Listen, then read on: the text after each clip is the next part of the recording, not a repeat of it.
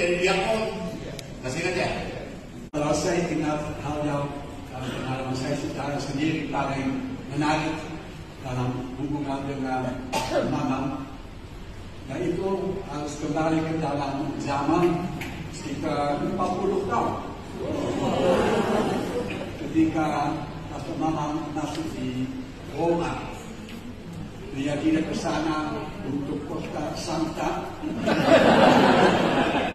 Bapak Ibu para pastor Shalom. Karena Pastor Mamang orang Sunda, saya akan menyapa dengan awalan bahasa Cina. Ni hao mana? Hao ya, baik-baik ya. Everything is okay. Saya tidak mau kalah dari Pastor Riki, saya juga akan mengawali kesan-kesan saya dengan pantun. Pastor Borat, Pastor Alon. Ketemu Elvin sama Ricky. Terima kasih sudah menyebut kami catat. Memang. Ya, seperti dikatakan oleh Kak Intan ya, saya paling terakhir datang, berarti paling sebentar berjumpa generasi dengan Pastor Mamang, kira-kira 2 tahun lamanya ya. 2 tahun alias 2 bulan, September, Oktober, November. Jadi walaupun hanya 2 bulan, tetapi banyak kesan yang saya bisa tangkap dari Pastor Mamang sebagai pastor kepala. Gitu ya, saya melihat Pastor Mamang ini orang yang rendah hati meskipun senior. Jadi kalau melintas di kamar saya, kalau saya kebetulan ada, misalnya beliau mau pergi, beliau minta izin, ya, minta izin, memberitahu kemana. Juga beliau itu orang yang gampang diatur. Kalau ada perubahan jadwal, saya bilang, Mama, ganti di sini, saya tugaskan di sini. Kalau dia berkata, siap. Siap. Jadi, gampang diatur, terima kasih. Saya juga sampai kadang-kadang itu tidak tega ya mengatur ya para sesepuh ini. Tapi yang namanya tugas harus profesional ya kan. Kebetulan saya yang ditugaskan untuk mengatur ya sudah begitu ya.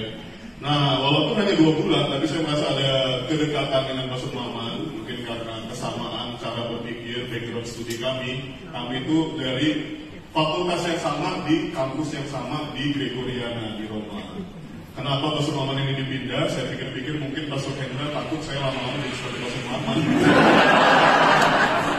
Jadi, harus dipisahkan gitu ya.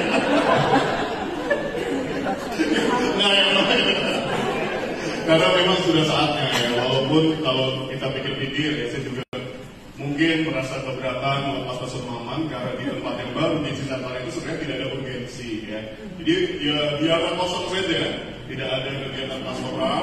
Entah kalau ada seorang imam di sana mau ngapain gitu. Saya sih berpikirnya lebih baik di sini saja bisa bantu-bantu kita ya kan, meringankan pekerjaan kita juga, terutama meringankan pekerjaan Pastor Riki yang sangat bertumpuk ya. Jadi bisa ya membantu kita, tetapi kalau memang harus berpisah, tentu saja ini semua sudah direncanakan oleh Tuhan, ya kan? Seperti kata Kak Intan, Pastor Paroki harus bawa Tuhan dalam sambutannya. Segala sesuatu sudah direncanakan Tuhan, pasti ada tempat yang lebih baik untuk Pastor Mamang. Memang sudah 10 tahun mungkin, supaya Pastor juga merasakan nuansa yang baru, ya. Tentu saja banyak pengalaman baru juga yang akan ditimba di tempat yang baru, dan saya percaya umat di sana, konfrater di sana, para pastor di sana maupun Cibubur sangat membutuhkan kehadiran Pastor Mamang. Oleh karena itulah maka dipindahkan ke tempat yang baru. Jadi selalu ada hikmah di balik suatu penugasan yang kita terima, ya. Ya, ketika Pastor Mamang dan Pastor Alot ikut acara bersama para uskup di tahun 92, saya baru lahir. Ya, nah jadi tentu saja pengalamannya jauh berbeda ya. Saya juga sama seperti yang disampaikan Pastor Riki, bahwa Pastor Mamang ini penuh dengan ilmu, wawasan, pengalaman, kebijaksanaan. Jadi tidak menjadi tua dengan percuma gitu ya. Kalau di ruang makan bisa ngobrol banyak hal, nyambung kemana-mana. Itu juga saya ingat ketika mengajar di Fakultas Filsafat. Jadi referensinya itu banyak. Dan saya juga kadang-kadang kaget sekaligus senang juga dengan kerendemannya. Jadi kalau bisa kita tanya, Pastor Mamang sebagai dosen mungkin kurang bisa menjawab. Nah, pertanyaannya jadi tugas buat kita, jadi PR. Random gitu. Jadi kesalahannya apapun bisa dibahas, bisa diperdalam. Itulah cara untuk kita belajar ya. Terima kasih Pastor Maman.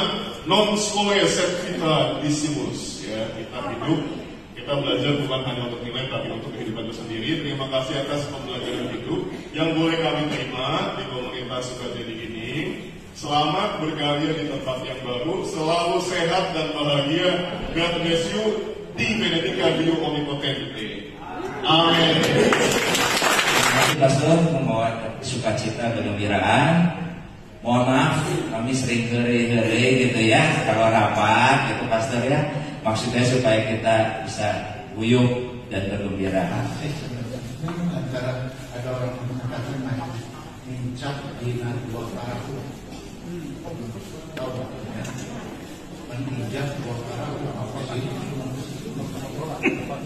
Dan kalau orang Katolik itu ada, apalagi tentu saja mereka yang tidak katanya ya satu paroki lagi. Tapi ya itu katakan terlalu banyak ya.